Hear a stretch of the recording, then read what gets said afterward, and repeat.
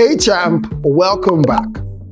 In our previous lesson, we looked into the vast world of quantities.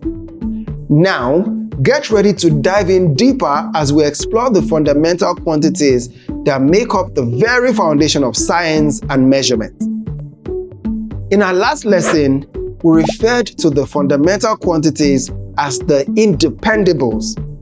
Now, let's explore the definition of fundamental quantities to understand the reason behind this terminology. Fundamental quantities are physical quantities that form the essential foundation upon which other quantities are derived. These fundamental quantities are independent of other quantities, and that's why we call them the independables. There are 7 fundamental quantities in the international system of units. We have the length, mass, time, luminous intensity, amount of substance, temperature, and electric current. The first is length, measured in meters with the symbol small m. For instance, you might want to know the length of your physics textbook, or your height, or the distance between your house and your school, and so on. Depending on the size of what you wish to measure, certain instruments can be used to measure length. So take for example, if you want to measure the length of your desk, you will need a meter rule. What about the width of your smallest finger?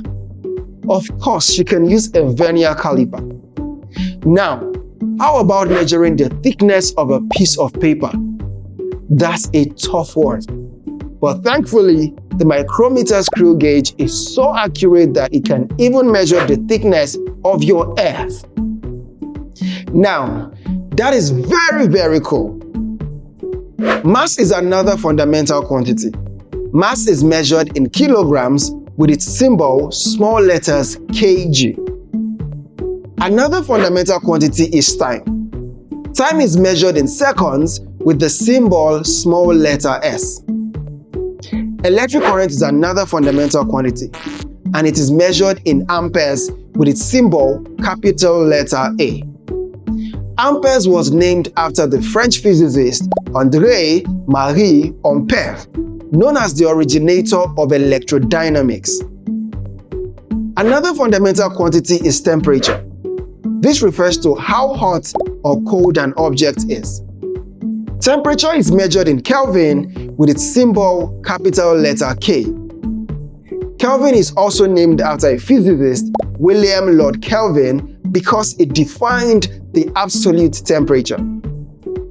What about the amount of a substance?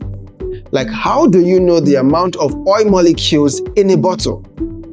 You might think that's impossible, but not to worry, physics got you. The amount of a substance is measured in moles with the symbol small letters MOL.